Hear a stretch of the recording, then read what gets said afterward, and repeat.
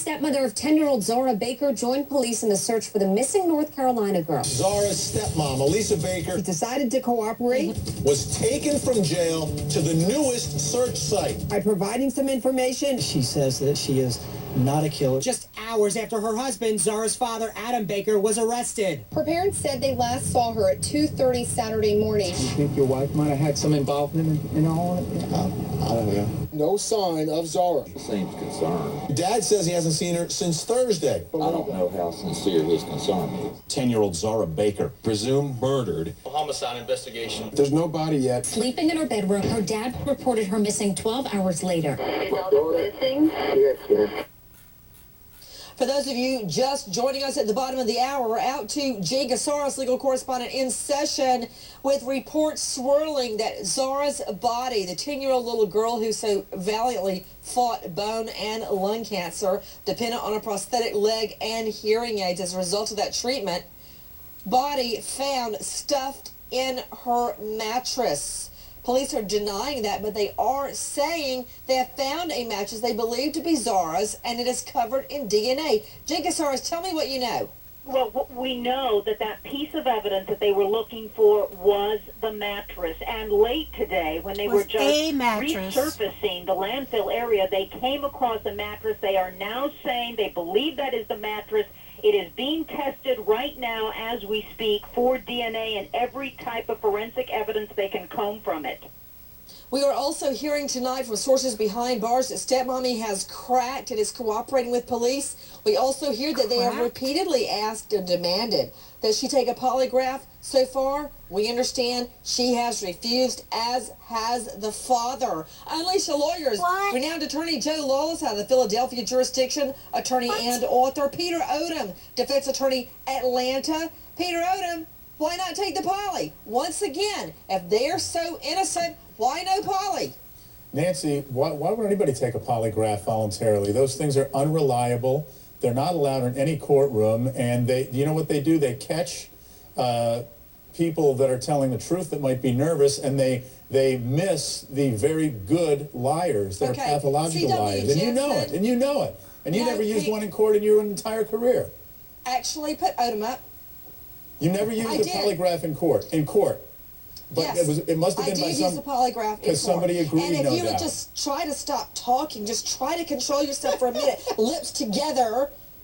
Don't blurt out things that you don't know, Mr. Odom. Number one, I have used a polygraph. It was stipulated ahead of time. That is the custom and practice in this country, which I clarify your point that polygraphs are not admissible in evidence. They are admissible in evidence pursuant to a stipulation. In civil court, they are also admissible in evidence. They come into criminal trials when both parties agree up front that they will. And yes, I have used them, and yes, I believe in them. And to you, C.W. Jensen, I find it very difficult to believe that anyone that is a veteran in the criminal justice system would say nervous people flunk polygraphs. That's not true, Captain Jensen. That is not my experience as a homicide detective. I gave polygraphs to dozens and dozens and dozens of people, and most times parents, if there's something going on with their children, they demand to take the polygraph. They know how important it is. They know how important it is to let the police know that they are not involved. So cooperative people pass the polygraph and demand to pass the polygraph. People who are guilty want nothing to do with it because it proves that they are lying. To Mark Class, president, founder of Class Kids Foundation, what about it? Wouldn't you have wanted to take a polygraph when Polly went missing? Well, in fact, I did take a polygraph, and in fact, I was very nervous when the polygraph was being conducted. But you know what? I needed to clear my name. I needed to get this case moving forward. I know plenty of people that have done it. Those people that don't, that refuse to do it, ultimately, generally, seem to be found to be guilty. You know, Mark, I remember exactly your story, that you insisted. You didn't want to waste any time. You said, search me, search my place, search whatever you want to, give me a polygraph, do whatever you want to, so you can quit looking at me, and I can help you find who took my daughter. That was your position. Well, go ahead. Well, my most inelegant statement was that I would dance naked on top of a table if that's what it took for them to redirect their attention to what actually happened. They declined that offer, by the way. You know, Mark, when I think back about what, you're the gold standard.